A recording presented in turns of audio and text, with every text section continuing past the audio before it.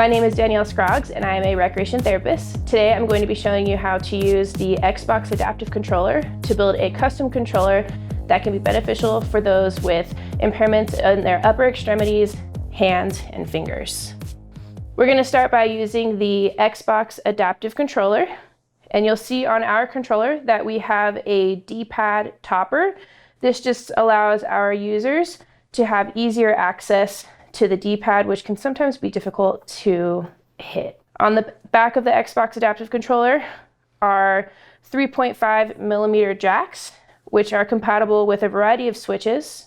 And you'll see on the side that there is a USB port, which is compatible with a variety of different joysticks. We're going to start by placing our Xbox Adaptive Controller on our tray.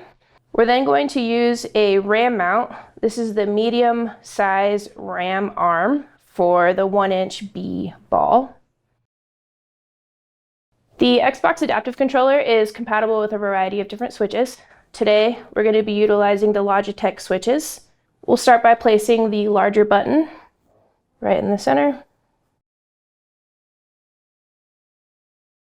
We're then going to take the smaller buttons, and this is what we use on our joystick toppers.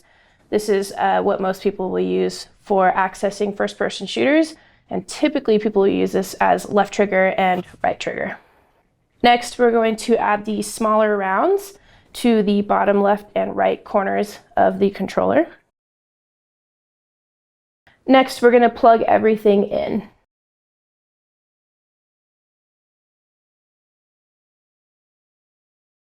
Our main goal is to ensure that each person has access to every single button that is on a standard controller.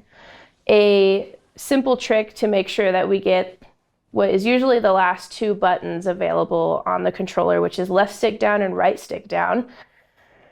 I've added some Velcro on the side of the controller, which is where I'm going to place right stick down and left stick down.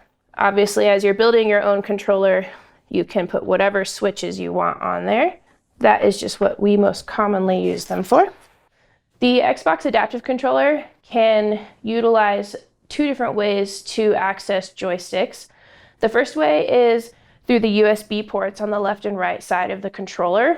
The second way is by utilizing a 3.5mm jack, which can be plugged into X1 and X2. X1 is going to default to the left joystick and X2 is going to default to the right joystick.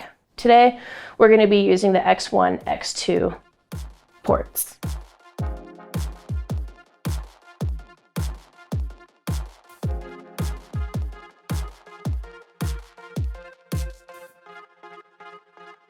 Now that your controller is fully built, you can place your stickers and label your buttons. You can do some button mapping and you're ready to game. For more information on all things adaptive gaming, please visit www.craighospital/adaptivegaming.